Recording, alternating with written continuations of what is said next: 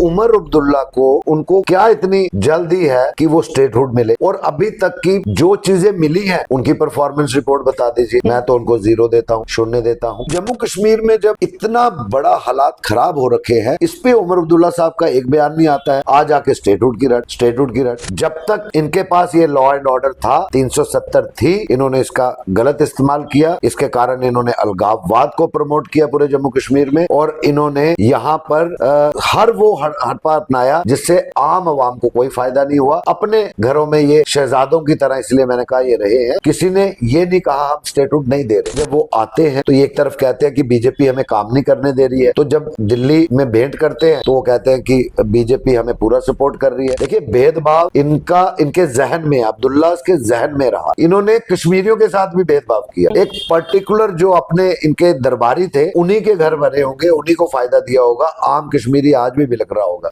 Artificial lake Jammu में बन गई ऑलमोस्ट, वो क्यों नहीं फंक्शनल हो पा रही है? Omar Abdullah National Conference. क्यों? क्योंकि जो फ्लड कंट्रोल डिपार्टमेंट और जो यूईडी डिपार्टमेंट है वो किसके अंडर है? उमर अब्दुल्ला साहब के अंडर है। सेंटर से भरपूर फंडिंग होने के बावजूद भी आप तो देख रहे हैं कितने स्कैम्स निकले। डल झील के लिए करोड़ों रुपए आया, डल झील साफ नहीं हो पाई, वो पैसे कहाँ गए? जम्मू कश्मीर की हालिया सूरत हाल और जम्मू कश्मीर में सियासी सरगर्मियां, और क्या उमर अब्दुल्ला की सरकार 5 साल आराम से निकाल पाएगी बिना कन्फ्रंटेशन के, और क्या भारतीय जनता पार्टी के 29 एमएलए जम्मू कश्मीर में मुखालिफिन का रोल या फिर अपोजिशन का रोल अदा कर पा रहे हैं? जैसे आपने असेंबली में देखा, शोर शराबा हुआ, लोगों की एस्पायरेशंस जो थी वो कहीं पीछे रह गई, लोगों के मुद्दे जो है वो कहीं पीछे रह गए, लेकिन टकराव जो है वो दोनों सरकारों के बीच में रहा। और अब जम्मू कश्मीर के लोगों की एस्पायरेशन किस तरीके से पूरी होंगी, इन तमाम चीजों पर बातचीत करने के लिए आज हमारे साथ फिर से एक बार जुड़े हैं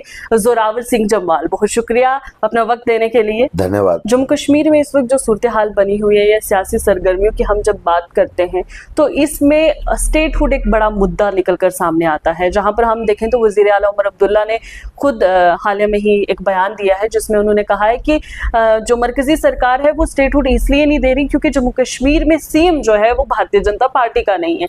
तो ऐसे में एक वादा जो है हर स्टेट से किया गया था कि स्टेटहुड बहुत जल्द जो है जम्मू कश्मीर को दिया जाएगा, लेकिन एक तरफ हालात जो है वो नॉर्मल बताए जाते हैं, लेकिन वहीं पर दूसरी तरफ हम देखते हैं कोई ना कोई अटैक, कोई ना कोई इनकाउंटर या कोई ना कोई इस तरीके की सरगर्मी हो जाती है जिसकी वजह से हालात जो है वो कहीं ना कहीं बिगड़ते हैं। तो ऐसे सूरत हाल में लोगों की एस्पायरेशंस जो है वो रुकी हुई हैं, यानी कि सरकार जो है वो कह रही है कि हम काम नहीं कर पा रहे जब तक स्टेटहुड नहीं आएगा। उमर अब्दुल्ला साहब को ये पूछा जाए कि किसने कहा कि स्टेटहुड नहीं मिलेगी?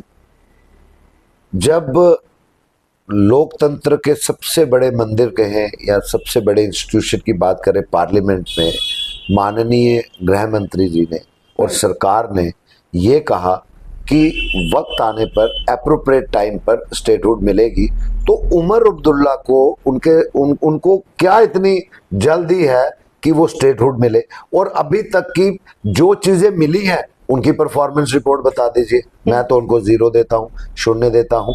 सभी department minus law and order. देखिए, जब तक इनके पास ये लॉ एंड ऑर्डर था, 370 थी, इन्होंने इसका गलत इस्तेमाल किया। इसके कारण इन्होंने अलगाववाद को प्रमोट किया पूरे जम्मू कश्मीर में, और इन्होंने यहाँ पर हर वो हड़पा अपनाया जिससे आम आवाम को कोई फायदा नहीं हुआ। अपने घरों में ये शहजादों की तरह, इसलिए मैंने कहा ये रहे हैं। किसी ने ये नहीं कहा हम स्टेटहुड नहीं दे रहे। और क्या सिर्फ उमर अब्दुल्ला जी जो शेख मोहम्मद अब्दुल्ला साहब के पोते हैं, फारूक अब्दुल्ला साहब के बेटे हैं, इनके कहने पे मिलेगी? आम आदमी को अभी तक जितने डिपार्टमेंट्स इनके पास हैं, एजुकेशन की बात कर लीजिए आप, इसकी हेल्थ एंड मेडिकल एजुकेशन की बात कर लीजिए, सोशल वेलफेयर की बात कर लीजिए, स्पोर्ट्स की और यूथ वेलफेयर की बात कर लीजिए, आप R&B की बात कर लीजिए, हर डिपार्टमेंट इनके पास है।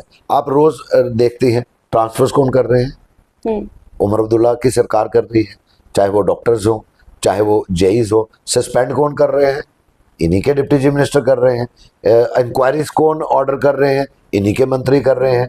तो जब हर पावर है, जितनी पावर्स दी गई हैं, भाई साहब उस इम्तिहान में तो आप फेल हो गए तो हो। और सबसे बड़ी बात यह है कि जम्मू कश्मीर में जब इतना बड़ा हालात खराब हो रखे हैं, इस पे उमर अब्दुल्ला साहब का एक बयान नहीं आता है। आज आके स्टेटहुड की रट। ये बेसिकली राजनीति इसलिए खेल रहे हैं, इनके घर में दिक्कत है या इनके नेशनल कॉन्फ्रेंस पार्टी में दिक्कत आ रखी है। इनके पास जितने भी जीते हुए एमएलए हैं उनमें कई सारे ऐसे हैं जो 3-4 दफा जीते हुए हैं। इन्होंने सबको कहते हैं कि वो झुंझुना दे दिया था जब इन्होंने ओथ ली, और मंत्रालय जब लिए तो 2 अभी भी रखे हुए थे। इन्होंने सबको झुंझुना दे दिया अकेले अकेले बुला के कि आपको मंत्री बनाएंगे।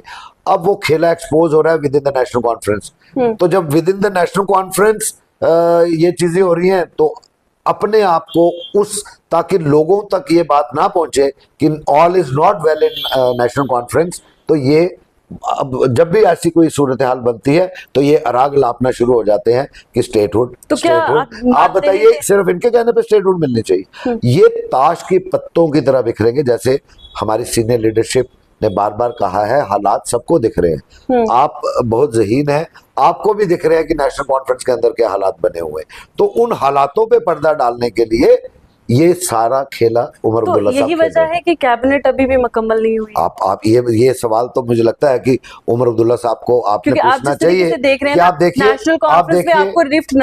देखिए जब प्रावधान है कि आप इतना मंत्रिमंडल बना सकते हैं, कैबिनेट में इतने लोग ले सकते हैं, 2.25 साल में क्यों नहीं लिए? किसके लिए रिजर्व रखे हैं? कौन आपको रोक रहा है? क्यों नहीं दे रहे? अगर आप दें अच्छी बात है, आप दें, हम तो चाहते हैं कि ये दें, ताकि जो लोगों की लाइनें एक मंत्री पे इतना बोझ डाल दिया, इतने पोर्टफोलियोज दे दिए हैं, तो आम आवाम परेशान हो रखा है। तो जब वो उसको आप आगे फर्दर डिवाइड करेंगे तो कम से कम एक गरीब आदमी को जहां 5 घंटे लगते होंगे तो 2 घंटे में अपना काम या अपनी एप्लीकेशन वहां पर रख सकता है। तो उमर अब्दुल्ला साहब करें ना, हम वेलकम करेंगे। ताकि ये देखिए, बीजेपी की अगर बात करें, क्योंकि आपने शुरुआत की थी मंशियात पे, तो मेरे उसमें यही था कि आप एज समाजी जो परेशानियां जो यहाँ पर चल रही हैं उसी पे करेंगे। लेकिन चूंकि जम्मू कश्मीर के सूरत-ए-हाल का भी मैंने कहा था कि इसमें राजनीति भी लेके आए, तो मैं ये कहूंगा एज एक भारतीय जनता पार्टी का कार्यकर्ता होने के नाते, भारतीय जनता पार्टी ने हमेशा ये कहा है कि हम एक सशक्त विपक्ष दल होने के नाते लोगों के मुद्दे रखेंगे आपके समक्ष और लोगों के मुद्दे उजागर करते रहेंगे। अगर आप पीपल्स वेलफेयर पॉलिसी कोई भी लाते हैं, हम आपका वेलकम करेंगे, हम आपके साथ खड़े हैं। लेकिन अभी तक एक भी पीपल्स वेलफेयर पॉलिसी ये नहीं ला पाए हैं, तो हम इनको वेलकम कहाँ करें?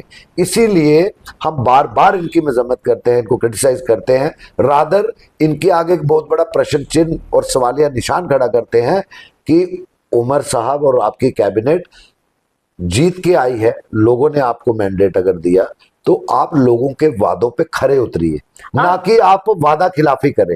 तो आज अभी तक ये वादा खिलाफी ही हो रही है। सेम उमर अब्दुल्ला को भारतीय जनता पार्टी अब शहजादा कह रही है, तो उस शहजादे को चुप करवाने में, रोकने में, या वो कोई काम करेंगे, सेंट्रल गवर्नमेंट का कोई रोल नहीं है? नहीं, हम क्यों उनको चुप करवाएं? क्योंकि आप ही के लोग कहते हैं कि हम क्यों, हमें जरूरत नहीं है। छुप के जो है वो वज़ीर आला उमर अब्दुल्ला दिल्ली में जाके हमने ये नहीं कहा, हमने ये कहा कि जब वो आते हैं तो ये एक तरफ कहते हैं कि बीजेपी हमें काम नहीं करने दे रही है, तो जब दिल्ली में भेंट करते हैं तो वो कहते हैं कि बीजेपी हमें पूरा सपोर्ट कर रही है।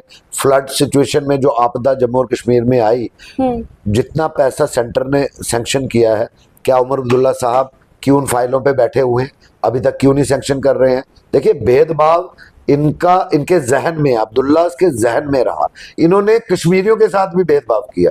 एक पर्टिकुलर जो अपने इनके दरबारी थे, उन्हीं के घर बने होंगे, उन्हीं को फायदा दिया होगा। आम कश्मीरी आज भी बिलक रहा होगा। जम्मू तो पिस्ता आया, जम्मू रीजन को तो कभी बिना संघर्ष के, अब जब मैं जम्मू खिते की बात करता हूं तो मेरी बहन रजौरी, पुंछ, डोडा, बनिहाल, रामबन, ये इलाके भी तो जम्मू रीजन के हैं। तो ये मैं सिर्फ एक पर्टिकुलर सेक्शन की या विशेष समुदाय की बात नहीं कर रहा हूँ, अपने जम्मू खित्ते के लोगों की बात कर रहा हूँ। इन्होंने हमेशा जब भी सरकारें रही, आप आंकड़े चेक कर लीजिए, जम्मू ने हर चीज संघर्ष करके ली। आज भी आप देख लीजिए कि पैसा नवंबर दिसंबर में अनाउंस हुआ, जनवरी में आया, ये महीना कौन सा चल रहा है? मई।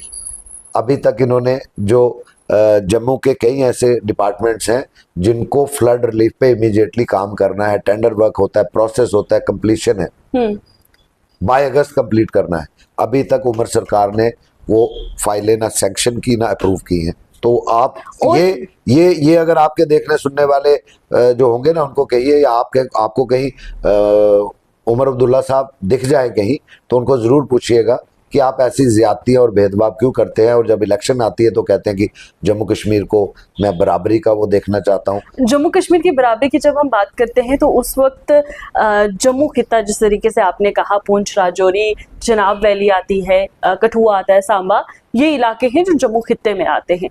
तो ऐसे में जम्मू खित्ते के साथ क्या डिस्पैरिटी जो है वो भारतीय जनता पार्टी भी नहीं करती है? 29 एमएलए हैं आपके पास, लेकिन इस वक्त अगर हम जम्मू की हालात देखते हैं, ना ही यहाँ पर टूरिज्म चल रहा है, ना ही इसकी इकोनॉमी जो है वो बढ़ रही है, और यहाँ का हर आम इंसान परेशान है, चाहे वो पानी हो, बिजली हो, सड़क हो, या और मामलात हो, अनएम्प्लॉयमेंट हो, इन्फ्लेशन हो। इस तरीके के हालात से अभी भी जो है जम्मू की आम आवाम जो है वो जूझ रही है। अब जब सरकार की बात करते हैं, सरकार को आए हुए 16 महीने हुए हैं, तो इससे पहले तो एलजी शासन चल रहा था। मैं आपको बताता हूँ, जैसे आपने अभी बात कही कि जम्मू खित्ता भी जूझ रहा है, सरकार किसकी है, इलेक्टेड गवर्नमेंट किसकी है? वही मैं कह रही हूं, इसमें कोई दो राय नहीं है, इसमें कोई दो राय नहीं है। 29 विधायक हमारे आए, आपने अभी देखे असेंबली के सत्र, जोर शोर से एक एक विधायक और 2 हमारी यंग विधायिका हैं, उन्होंने ना सिर्फ अपनी कॉन्स्टिट्यूंसी बल्कि पूरे जम्मू कश्मीर की, ऐसा नहीं है कि हमारे विधायकों ने अपनी कॉन्स्टिट्यूंसी की तो बात की, लेकिन जब ओवरऑल वेलफेयर की बात आई तो पूरे जम्मू कश्मीर की। इसमें कोई दो राय नहीं है। आप असेंबली के रिकॉर्ड्स निकाल लीजिए, हम हर रोज देखते थे। दिक्कत ये है, बिजली पानी की आपने बात कही, ये किसने देनी है? उमर सरकार ने देनी है। अगर प्राइस कंट्रोल करने हैं, वो किसने करने हैं? उमर सरकार ने करने हैं।